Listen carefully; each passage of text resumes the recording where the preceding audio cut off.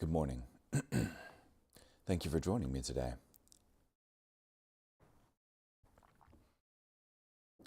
This morning we'll be in Matthew chapter 24, verses 1 through 28.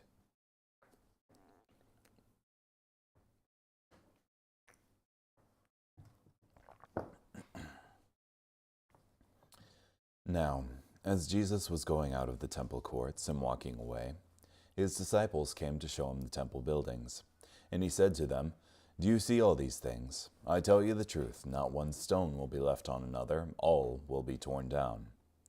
As he was sitting on the Mount of Olives, his disciples came to him privately and said, "Tell us, when will these things happen? And what will be the sign of your coming and of the end of the age?" Jesus answered them, "Watch out that no one misleads you. For many will come in my name, saying, 'I am the Christ,' and they will mislead many. You will hear of wars and rumors of wars. Make sure that you are not alarmed, for this must happen, but the end is still to come. For nation will rise up in arms against nation, and kingdom against kingdom, and there will be famines and earthquakes in various places. All these things are the beginning of birth pains. Then they will hand you over to be persecuted, and will kill you. You will be hated by all the nations because of my name. Then many will be led into sin, and they will betray one another, and hate one another. And many false prophets will appear and deceive many. And because lawlessness will increase so much, the love of many will grow cold. But the person who endures to the end will be saved. And this gospel of the kingdom will be preached throughout the whole inhabited earth as a testimony to all the nations, and then the end will come. So when you see the abomination of desolation, spoken about by Daniel the prophet, standing in the holy place, let the reader understand. Then those in Judea must flee to the mountains. The one on the roof must not come down to take anything out of his house, and the one in the field must not turn back to get his cloak. Woe to those who are pregnant and to those who are nursing their babies in those days. Pray that your flight may not be in winter or on a Sabbath, for then there will be great suffering, unlike anything that has happened from the beginning of the world until now, or ever will happen. And if those days had not been cut short, no one would be saved. But for the sake of the elect, those days will be cut short. Then if anyone says to you, 'Look, here's the Christ,' or 'There he is,' do not believe him. For false messiahs and false prophets will appear, and perform great signs and wonders to deceive, if possible, even the elect. Remember, I have told you ahead of time. So then, if someone says to you, 'Look, he is in the wilderness,' do not go out. Or 'Look, he is in the inner rooms,' do not believe him. For just like the lightning comes from the east and flashes to the west, so the coming of the Son of Man will be. Wherever the corpse is, there the vultures will gather."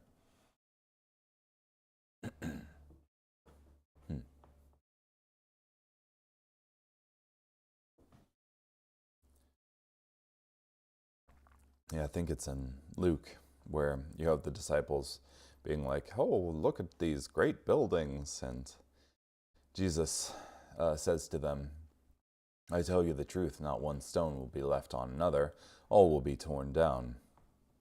And then his disciples ask him, "When will these things happen? And what will be the sign of your coming and of the end of the age?" So I think that there might be a bit of a thought there that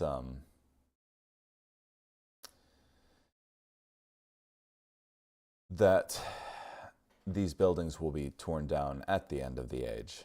That is, that the disciples don't realize that these things are going to happen relatively soon. That is, in AD 70, you have the destruction of the temple there by the Romans. Which I mean is understandable enough in that the Jews thought of the Messiah as a conquering king. So if Jesus is going to be a conquering king, then how could these things be torn down?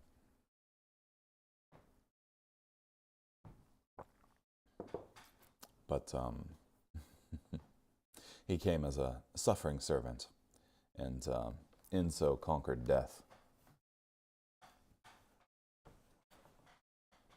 And this dog is looking to conquer my microphone. Oh, what's Guzik have to say here? Then Jesus went out and departed from the temple. Jesus would contend no more with the religious leaders, and never again came to the temple in his earthly ministry. With emphasis, he went out and departed. His disciples came up to show him the buildings of the temple. After the destruction of Solomon's temple, this temple was originally built by Zerubbabel and Ezra. Herod the Great, who ruled when Jesus was born, greatly expanded and improved it. The temple was the center of Jewish life for almost 1,000 years, so much so that it was customary to swear by the temple, and speaking against the temple could be considered blasphemy. Josephus the Jew, in Antiquities 15:14, tells us that for eight whole years together he kept 10,000 men at work about it, and that for magnificence and stateliness it exceeded Solomon's temple.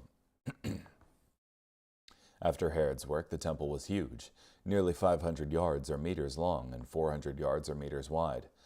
Herod's plan for rebuilding started in 19 BC and was only completed in AD 63, taking more than 80 years. The temple was finished only 7 years before it was destroyed. But the Second Temple wasn't just big, it was beautiful. The Jewish historian Josephus said that the temple was covered with gold plates, and when the sun shone on them, it was blinding to look at. Where there was no gold, there were blocks of marbles of such a pure white that from a distance strangers thought there was snow on the temple.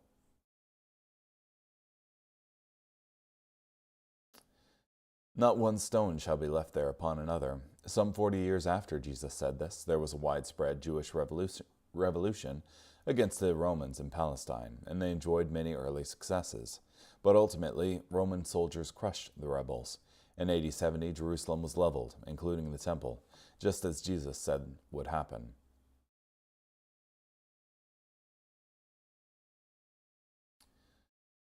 Titus, it is said, would have preserved the temple as one of the world's wonders from being burnt, but could not. Such was the fury of his soldiers, set to work by God, doubtless. It is said that at the fall of Jerusalem, the last surviving Jews of the city fled to the temple, because it was the strongest and most secure building in the city. Roman soldiers surrounded it, and one drunken soldier started a fire that soon engulfed the whole building. Ornate gold detail work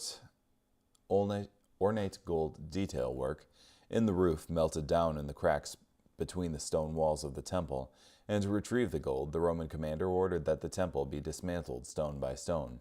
The destruction was so complete that today they have true difficulty learning exactly where the foundation of the temple was.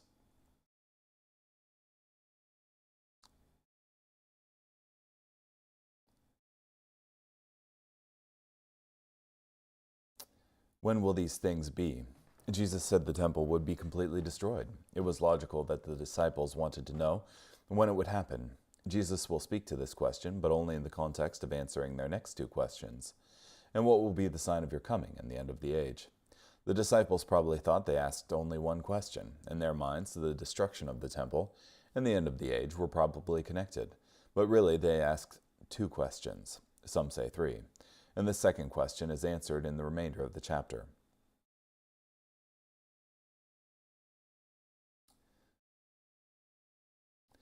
Take heed that no one deceives you. From the outset, Jesus warned the disciples that many would deceive as they anticipated his return. There have been many times in the history of the church when rash predictions were made and then relied upon, resulting in great disappointment, disillusionment, and falling away. One notable example of this was the prophetic expectation in 1844 with William Miller in the United States. Because of his prophetic interpretations, calculations, and publications, there were hundreds of thousands in the United States who were convinced that Jesus would return in 1844. When he did not, there was great disappointment, with some falling away, and some cultic groups spawned from the prophetic fervor. Yeah, and certainly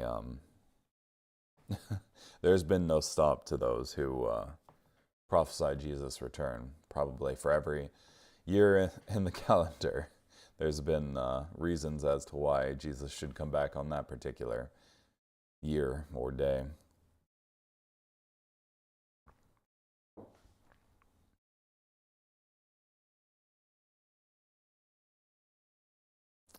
False prophets will arise and deceive many. In the period after Jesus ascends to heaven and before he comes again, the disciples of Jesus will see many false prophets and their success. But these also are not the specific signs of his return. Lawlessness will abound, the love of many will grow cold. His disciples should expect to see society become worse and worse, but this also is not the specific sign of his return. The gospel of the kingdom will be preached in all the world as a witness to all the nations, and then the end will come. Jesus also promised that before the end, the gospel would go out to the whole world.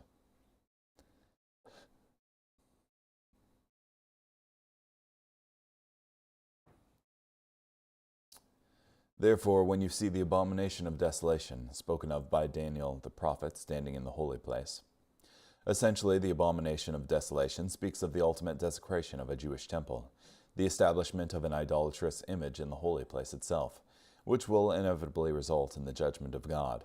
It is the abomination that brings desolation.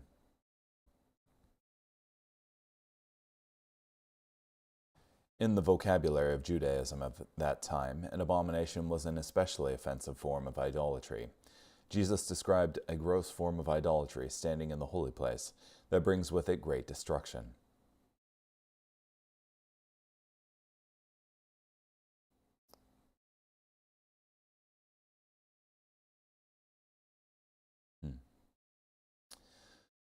For centuries, there was only a small Jewish presence in Judea and Jerusalem. Their presence in the region was definite and continuous, but small.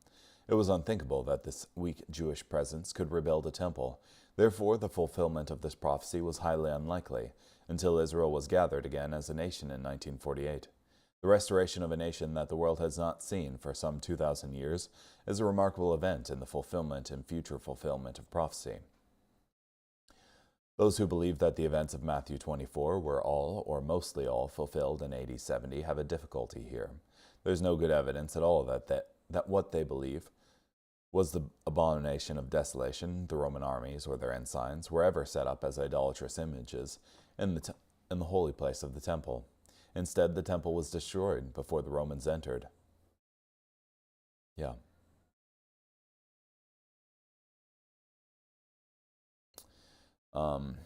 Paul elaborates on the future fulfillment of this in 2 Thessalonians 2, 3-4.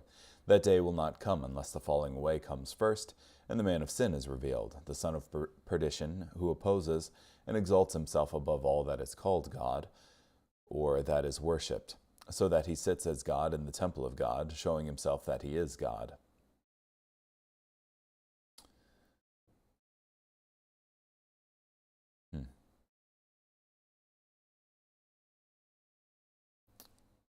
Then let those who are in Judea flee.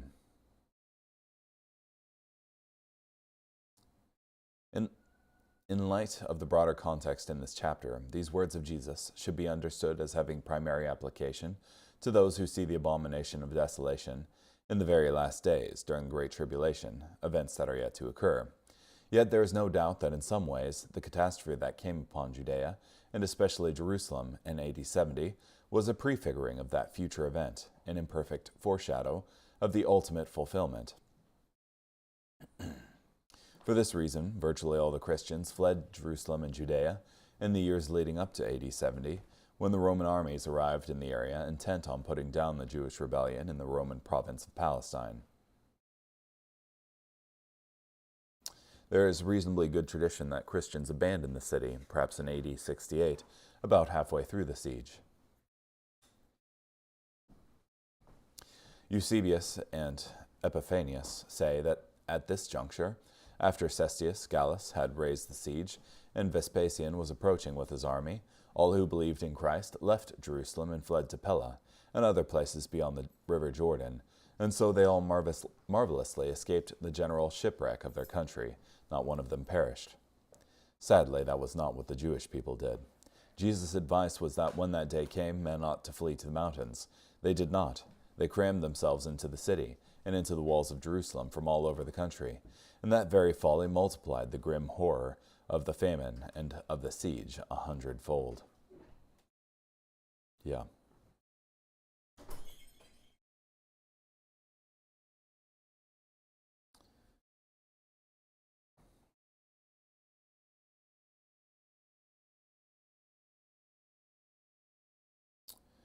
Matthew 24:20. Do you think that events are not fixed in time as a result of prayer? Let's see. Matthew 24:20. Pray that your flight may not be in winter or on Sabbath. Yeah, I think so. I think ultimately it's the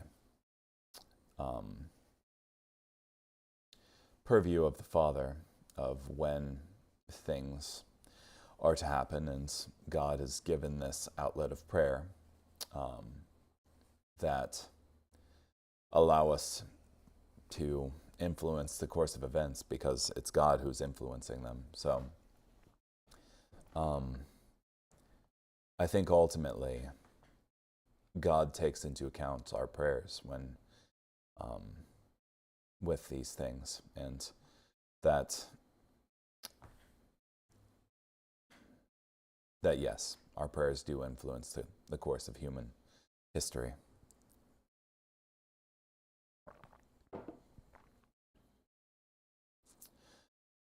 Carrying on, Psalm chapter 29, verses 1 through 11. Acknowledge the Lord, you heavenly beings. Acknowledge the Lord's majesty and power. Acknowledge the majesty of the Lord's reputation. Worship the Lord in holy attire. The Lord's shout is heard over the water. The majestic God thunders. The Lord appears over the surging water. The Lord's shout is powerful. The Lord's shout is majestic. The Lord's shout breaks the cedars. The Lord shatters the cedars of Lebanon. He makes Lebanon skip like a calf, and Syrian like a young ox. The Lord's shout strikes with flaming fire. The Lord's shout shakes the wilderness. The Lord shakes the wilderness of Kedesh. The Lord's shout bends the large trees and strips the leaves from the forests. Everyone in his temple says, majestic. The Lord sits enthroned over the engulfing waters. The Lord sits enthroned as the eternal King. The Lord gives his people strength. The Lord grants his people security.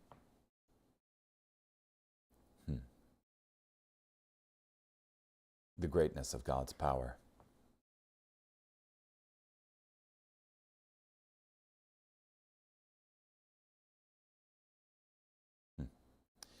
This psalm is pure praise. It does not call upon us to do anything because the psalm itself is doing the only thing it is concerned about. It is praising God.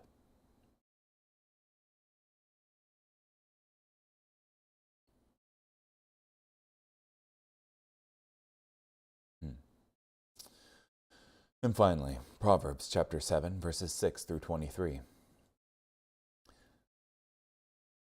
For at the window of my house, through my window lattice, I looked out, and I saw among the naive. I discerned among the youths a young man who lacked wisdom. He was passing by the street near her corner, making his way along the road to her house. In the twilight, the evening, in the dark of the night, suddenly a woman came out to meet him. She was dressed like a prostitute, and with secret intent. She is loud and rebellious. She does not remain at home, at one time outside, at another in the wide plazas, and by every corner she lies in wait. So she grabbed him and kissed him, and with a bold expression she said to him, I have fresh meat at my home today. Today I have fulfilled my vows. That is why I came out to meet you, to look for you, and I found you. I have spread my bed with elegant coverings, with richly covered fabric from Egypt. I have perfumed my bed with myrrh, aloes, and cinnamon. Come, let us drink deeply of love-making until morning. Let's delight ourselves with sexual intercourse. For my husband is not at home. He has gone on a journey of some distance. He has taken a bag of money with him. He will not return until the end of the month. She persuaded him with persuasive words. With her smooth talk she compelled him. Suddenly he went after her, like an ox that goes to the slaughter, like a stag prancing into a trapper's snare, till an arrow pierces his liver, like a bird hurrying into a trap, and he does not know that it will cost him his life. Yeah.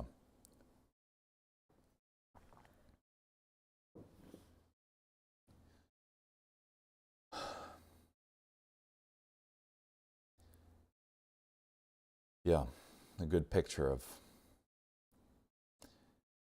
the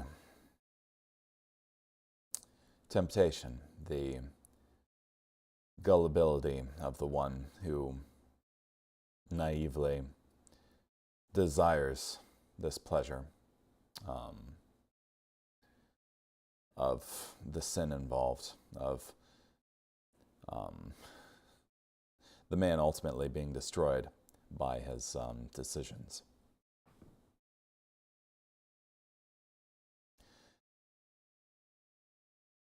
The man was simple, young, and devoid of understanding.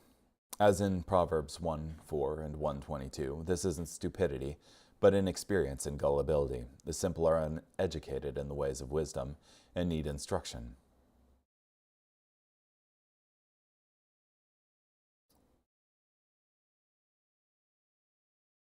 Devoid of understanding, because he is simple and young, his reservoir of wisdom and understanding is empty.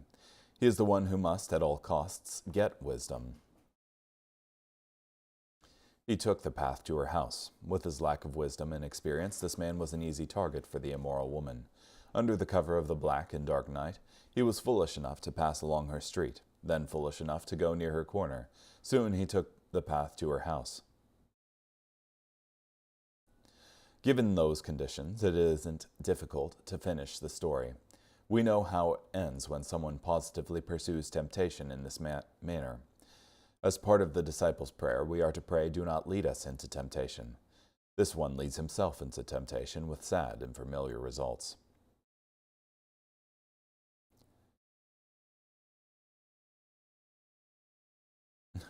There a woman met him. Before he could actually reach her house, the immoral woman met him. She wasn't a prostitute, but she dressed like one, and had the heart of one.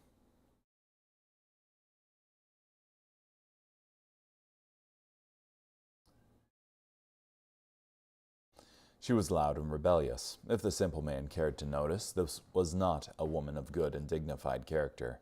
Her heart or her body would not stay at home, but looked for love and satisfaction outside the home. She was lurking at every corner. Her availability and willingness for sex excited the young man. She wasn't hard to find or arrange a meeting with. His wisdom and ability to resist temptation would be tested by the presence of a willing and available woman.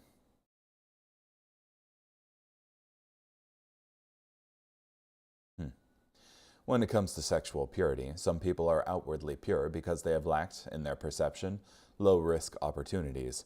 If a person quickly fails when they do encounter a willing and available partner for sexual immorality, it shows they were ready to fall and something was wrong, even when they were, for a time, outwardly pure.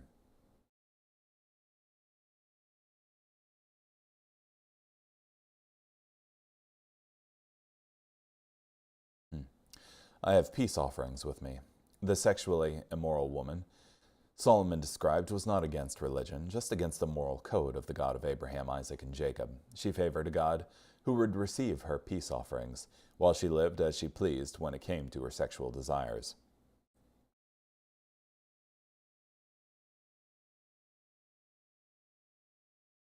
I came out to meet you, diligently seeking your face. She appeals to the young man's male ego as she flatters him and makes him think he's very special to her. What she's offering to him, she would never offer to anyone else. Except she mentions her husband. Consider that.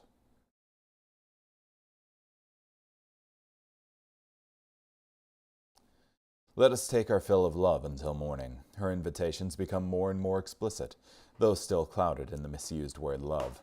She offered him a kind of love, but certainly not the best or lasting love. It would be a delight and even last until morning, but bring pain, misery, and death in the end. For my husband is not at home. This makes clear what was hinted at before, that this was not a harlot, but an adulterous woman. She betrayed her husband, her honor, her marriage vow, and her faithfulness to God.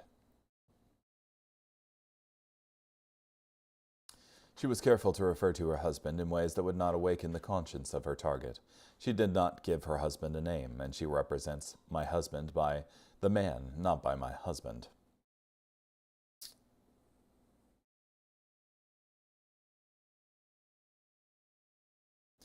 He has gone on a long journey. The final piece of her plan of seduction was to persuade the young simple man that this was safe and would have no consequence.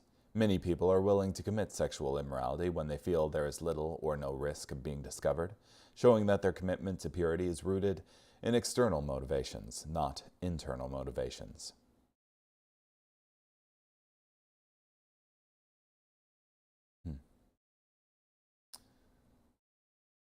As an ox goes to the slaughter, the promise of the sexually immoral woman in the anticipation of the simple young man was for sensual pleasure and delight.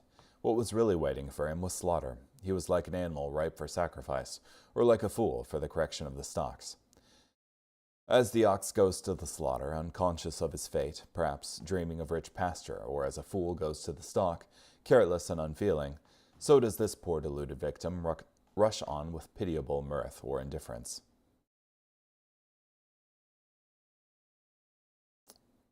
He did not know that it would cost his life.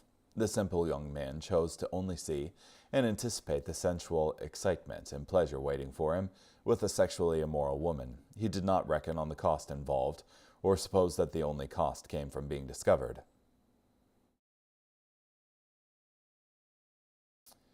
Her sort of eroticism leads to complications, even death, and so it must be rejected. Okay, well, thank you so much for joining me today. Hope you have a good day. Bye.